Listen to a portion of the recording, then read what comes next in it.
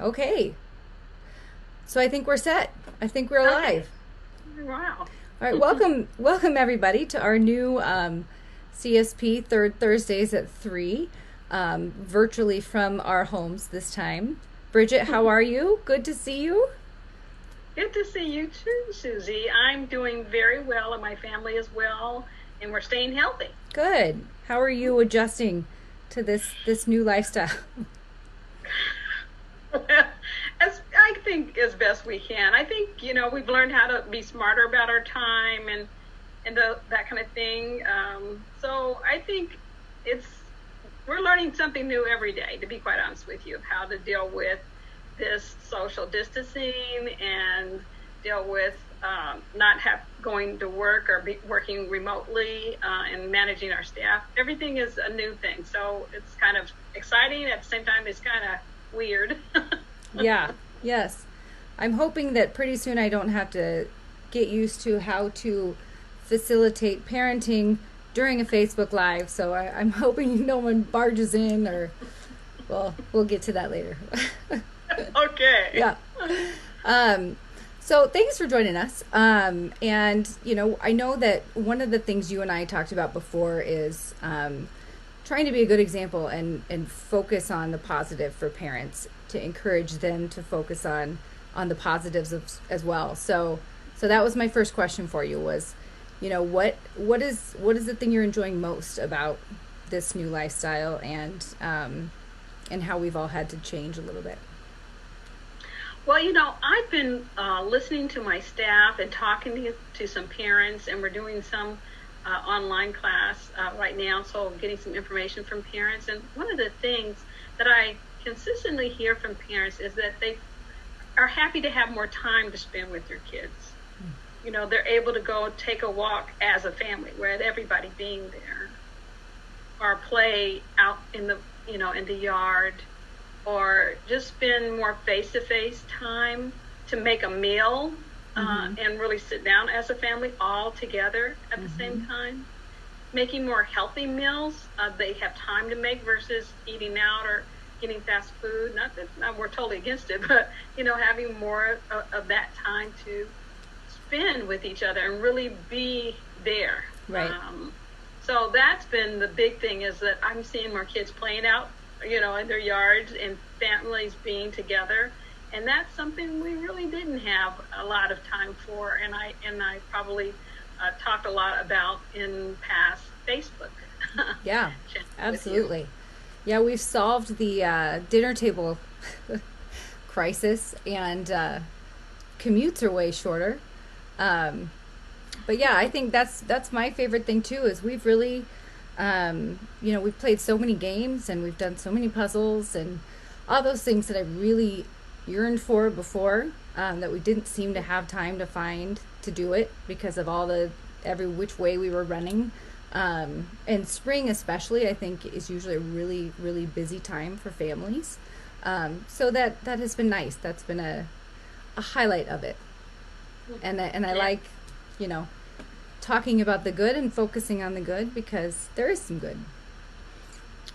Yeah, you can always find good, no matter what the crisis is. And it's really been inspiring to see communities helping each other and reaching out to each other. It's been really a blessing to see people praying together and being more considerate of each other, uh, obeying the rules of social distancing in the stores. I just see kindness in places. And when people are being uh, naughty or doing inappropriate behavior, there's more, you can see it, you notice it more Yeah. because you're seeing so much kind and so much appropriate behavior, because we're trying to be considerate of each other, that when someone isn't being mindful, that it does stand out, and then they kind of know, oh, I probably should be doing this. I need to give people space and Right. that kind of thing. So, Right. Well, the topic that we had set out for this Facebook Live, we haven't changed, even though okay. we're taking a little bit of a different slant on it now. The topic is how to get kids to follow directions. So Okay. with this new environment that we find ourselves in, that's as important as ever. Are there I mean, if you were to boil it down for me for, 3 tips, 3 things that I need to be really good at as a parent in order to help everything run a little bit smoother, what would those be? Mm-hmm. Well, I think when it comes to any kind of conversation with children, you want to go where they are, get down on their level, remove distractions, and give them an instruction. Look at me. Just really, for things you really want to have a conversation about or you want them to do. If it's an aside or you don't care whether they do it, you can say it over your shoulder. Hey, pick that up. And if they don't, you don't care. Right. But if you really want kids to listen, the first thing before you ever even start talking about what the topic is or what it is to go to them or have them come to you and remove those distractions. It only takes a couple of seconds to do that. But sometimes we scream from other rooms, we say things over our shoulder, we make comments, but we don't give instruction. That's not really a good platform for communication. So set yourself up for success, number one. Go to the child or have them come to you. Get down on their level. Don't talk at them. Talk with them. Remove distractions. And then see if they're ready to talk. If you give a kid an instruction, look at me or, put down your game, and they're like, I don't want to do that, then you know which way to go. Am I correcting them or am I praising them for putting down that game so that I can have a conversation? So that would be one thing. Set the foundation or the platform for communication. The other thing is try to be concise, brief, and to the point. Yeah. Children have a short attention span. So say what you mean. Right. Okay. Very clearly, whatever it is. And as short as you possibly can. Don't go on this long over, session, of why, where, when. Just tell them what it is. Right. I need you to take out the trash. I'd like for you to pick up your toys and put them back in the toy box. It's time for dinner. Let's, in 10 minutes, turn off the games, whatever the case may be. Or it could be something good that they're doing, because communication always isn't something negative. You can go to them, get down on their level, and tell them what they're doing that's wonderful. Yeah. Helps your little brother with his homework or with his schoolwork. You help me out with cleaning up after dinner. So when you tell them something or when you're talking to them, try to be concise and clear so they know what it is. Tell them exactly, as if you're just kind of taking a little snapshot of what it is you want them to do or what it is that they're doing that's good or not so. So clear communication is the next part of that foundation. Once you set the foundation for making sure you have their attention, go ahead and tell them concisely what it is you want or what it is they're doing or not doing that is good or bad. So after that, I would say that, giving kids reasons. Sometimes we tell them what to do, or we tell them things, or we say things to them, and we don't tell them why we're saying them. And the reason why parents want to do that, because not all of us, I don't know about you, Susie, but not all of us were brought up with our parents giving us reasons. Sometimes my dad would say, do it because I said so. Because I said so. Yes, that's a great reason, Bridget. Not that you're necessarily getting rid of that right. one, but you want to add to your parenting toolbox. Right. So that why we do that at Boys Town, why we give children reasons at Boys Town, is because we want children to begin to think for themselves. Because if you are the reason that your children need to be good, then you have to be everywhere they are, because you're the reason. And as soon as my reason leaves the room, I don't have a reason right. to be good. You want them to have those reasons in their ability to think, why should I do this? Or what happens if I do that? And when kids are thinking, then they're more likely to make good decisions. Because sometimes you'll ask them, right? You ask your kids why did you do that? And what do they say? I don't know. I don't know. Yeah, and they don't, because they weren't thinking, right? Yep. So getting kids to think, so making sure you use reasons in your communication and not just commands or, instruction. You can be saying it politely as you like, or you can be clear as you like, but without that reason, sometimes that really helps kids buy into being more cooperative to what you're saying. Sometimes, not all the time.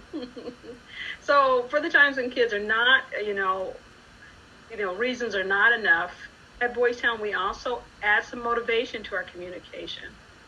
So the next point I would say it's important is to make sure you're motivating kids to want to listen to you. Sometimes just using a motivator like a positive consequence that costs no money. Mm-hmm. It doesn't need to, we can't go outside anyway. So I don't want you guys buying things online to motivate children. I mean, there are things at your home that your kids like. So what are some things your kids like to do that would motivate them to listen to you?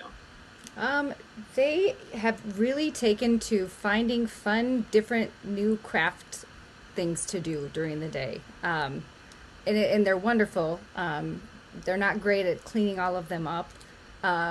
So we've had to limit them a little bit, but that would be a great thing for me to give to my kids is, you guys can come up with a craft and do a craft for a couple of hours, and they'd love that as a consequence. Right. And maybe even you being a part of making that craft. I mean, people and attention are a big reward for children. So whether you take 10 minutes and put your timer on before you get started with dinner or whatever, that you are there with them, or if you just go by and praise them, that you gave them the attention, that could be a great reward as well to add on to that wonderful craft activity that they're doing. So when you're... Sorry, go ahead. Go ahead. I was going to say, when you're talking about toddlers, we just had somebody ask, how do you best give a good reason to a toddler? Mm-hmm. Well, remember that reasons are not only for the child, but they are for the parent as well. So when you're giving a reason, you're also understanding I'm not just throwing out this command because I'm having a bad day or something else is going on with me, but there is a reason why I'm telling you this, and I actually know what it is, right?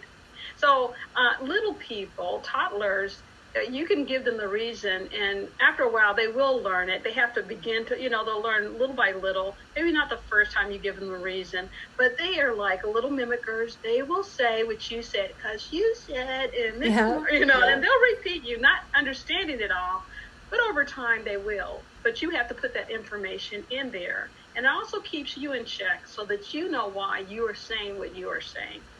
So I would say that it's never too soon for parents to start honing their own skills till when their children really understand everything about what they're saying. Does that make sense? Yes, it does. It does.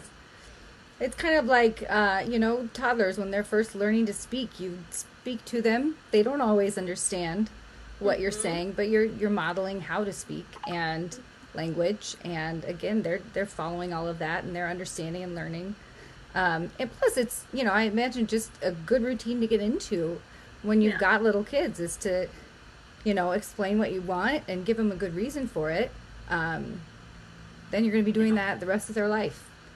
Right. It'll be consistent. Yeah, they just think that's just how my mommy talks. And when they get older, they'll begin to use those same reasons, and it'll just be part of their whole makeup. You won't have to wait till they're 15 to start giving them reasons. They won't accept it at that point. Right. And I would just say try to make your speak developmentally appropriate so children can understand. Don't use words that they would not understand. So I think that when I talk to little people, not only do I say it, but I also show it. So if I give you a reason, that this is hot, or, that's why you shouldn't, ouchie, that we're doing that. And now I'm just labeling it for you. So sometimes we're giving kids reasons and saying it in a developmentally appropriate way for them. Awesome. Great. So, those are the 4 things I would definitely say that you want to do. You want to make sure the child is willing to listen to you by checking their cooperation, by going to the child, getting down on their level, removing distraction. Then clearly say and concisely say what you are seeing or what you want to see. And then give them a reason why. Why should they do this thing, or why what they're doing is a problem or is a good thing. And then, of course, motivate them by using positive and or negative consequences with your kiddos. Awesome. So, we're all getting used to this, this new normal of working at home while kids are learning at home. So there's a lot going on in the house. So, it's difficult, I think, as a parent throughout the day to sit down and say, okay, now it's time for you to get ready to get on your Zoom. So let's get, let's get your room picked up. Let's get all the materials that you need and kind of go through all those steps. If I don't have time every day, or multiple times throughout the day to be sitting there with them doing that, what are some ways that I can kind of pre-teach to that, and what are some touch points throughout the day where I can make sure that everybody's doing what they need to be doing, and I'm able to work. Okay, yeah, working from home can definitely be art form that all of us are learning. And so having a zone, having an area, I see you in a room right now, having an area that's kind of the work area. Try not to be, if you can, but every household is different, in an area where children are and play at, that's your work area. So it maybe at different times, if you're living in a very small or confined living space, that there's time that this space turns into a work area and is not an area like whether it's a kitchen table or that's your bedroom or whatever the case may be, making sure that there is a work area that kids understand and take them there. At this time, this is where this is. You shouldn't come in here unless you knock on the door. Let's practice that, that kind of thing. So getting that kind of space, kid-free zones where work is happening and they shouldn't go in there and mess around or take their crayons to some of the work that you're trying to do in that area. Yeah. Okay? So set some limits and talk to kids about it. Take them through that process and how are they supposed to get your attention in an appropriate way versus running in the room while you're in a chat and screaming or calling for you in other parts of the house. The other thing is that you kind of mentioned about routines and making sure that your kiddos are doing the things that they're supposed to do when you have to do your job. So a couple of things. One is have a routine, number one. Have a routine, not only for yourself, but for your kids, that in the morning, this always happens. We always wake up at this time. You're going to do this thing. I'm going to do this thing. So, and I would try to make it that you do yours before they do theirs. So if you're going to get up, take a shower, get something to eat, that you're just kind of running ahead of them so that you're not having to, take care of you. And now you look crazy trying to get on a video chat because you've been dealing with the children all day long or morning long. So take care of yourself so you can take care of the kids, so to speak, and make your routine kind of happen like 15 minutes before they get started. Would that sound reasonable for you? Yeah.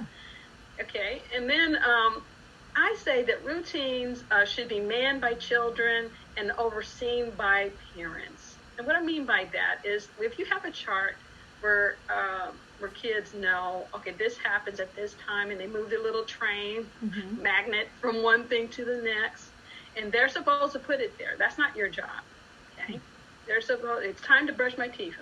Let me go do that. And if I do that, then I get to go to the next thing. I would say make sure that you put everything on a timer. So if they have a poster and they know how to move the magnet and how to take things from one activity to the next, then have it timed, because sometimes kids get pokey. They just, don't move very quickly, and they take too much time, and more time than it should take to brush their teeth or do whatever they're supposed to be doing. So put it on a timer. That's reasonable. And then have kids move from one thing to the next. And if they don't do it in the time that they're supposed to, move to the next thing. And move to the next thing. Yeah. And then when it's time for free time, they've got to go back and get the thing, got to go back and do the thing that they missed out on. Yeah. Because sometimes they'll just get pokey and slow up the whole thing, and it slows everybody down, and then you can't get things done. Now you've got to go to work or to the meeting online, and that's the problem for you. You've got kids with their pajamas still on because someone slowed down the process. So continue to move and then because kids will get motivated, I want to be playing on my Game Boy, or I want to be doing this. Well, you missed the teeth brushing part, and you have to go back and get it because you don't have your magnet that says that you did that there. Okay? So instead of being able to play games right now or go on the trampoline, well, not today because it's snowing in our world. Yeah. You're going to go back and brush your teeth. Yeah. So that kind of sets up a normal and kids motivated, and they have a clear expectation because it's written on a poster that they can follow, and you don't have to be there hovering over them like, a helicopter mom to say you need to be doing this and that. I love having that reward time built in there of what they want to be doing, so that they can control their time a little bit more because they have a reason to control their time so that Right. they can get the full use of that fun time that they need. Mm-hmm. Yeah, I would definitely, sometimes people in their routines, they don't put fun time in there. They Yeah. put in all the things that have to be done. And so you want to make sure that you put fun time in there several times a day, that it's spaced out, that doesn't just happen at the end of the day, or, that kids have a reason in the morning, so they do 3 things and then there's something fun to do, and they do 3 things and then there's something fun to get, and they do 3 things, so the kids are motivated throughout, Right. and those fun things are sandwiched in to all the routine activities that they have to do. And they're picked by the kids, which I love. Yeah, That's important. Yeah. So I want to make sure that we get a couple of these other questions really quickly. Okay. So, let's see. My son seems to be so emotional, swinging from one extreme to another. Any tips for helping them calm down? Yeah. Well, if you have a child who tends to be emotional anyway, and now during this very stressful time with COVID-19, they hear things and they hear us and they see the television, so they can be feeling more stressed than ever before. So I think, including in your routine might be something as simple as mindfulness, having some meditations and relaxation techniques for your kiddo, having some exercise in their life, having them have a place where they can vent or, talk to you about how they're feeling, check on how they're feeling. Boys Town has a great app for that you could download to, check how they're feeling. And if you notice every day it's the same feeling, then maybe we want to get some help with that, reach out to the professionals for that, or just check in with our kids so we can make sure that they're getting that stress reduced. Because sometimes it is a buildup. It isn't just all of a sudden. It's just like they're not taking care of how to manage that on a daily basis. They just wait until they have a kind of a meltdown or a blow up about something that really isn't anything, but because they're very emotional. So I would just say, put that in your routine. Being mindfulness, having meditation, exercise, having an opportunity to share your feelings, whether it's with your parents or some expert in their daily life. And if you can do that, you can reduce that. Does not mean that kids will not have meltdowns. They will. You can do all of those things I just said, and kids will have a meltdown anyway. When that happens, the best thing you can do is to take care of yourself first, make sure you're calm, you're doing some calming down strategies, and that you prompt your children about how to calm themselves down, because you've already set up ahead of time some calming strategies they should be doing, like blowing out their birthday candles if they're little kids, or if they're older children, writing in their journals, or whatever the case may be. Mm-hmm. That's great. And Angela asked what the name of that app is. It's called My Life, My Voice, and you can find it on the App Store and on Google Play. And it's great. You can pick your little emoji for each day of how you're feeling, and it just even the act of identifying, how am I feeling today? How are things going? And then charting that over time. Because one day can seem really overwhelming, and it might seem like you felt that way for a while. But then if you go back and look, maybe it's just today is really difficult, and it hasn't been that awful for so long. So Boys Town has Daily Dose up there too, Susie, that gives some really great strategies for de-stressing yourself and your children. Because our kids sometimes, they vibe off of us. They kind of notice when we're feeling anxious and everything that's going on with us, not being sure of our employment or how we're going to do things, or just feeling overwhelmed by working from home, because sometimes we just don't stop working. We can't seem to turn it off. And so you want to go up to the Daily Dose at the Boys Town site. It's some really great tips up there, and some links and some videos that actually talk directly to the parent.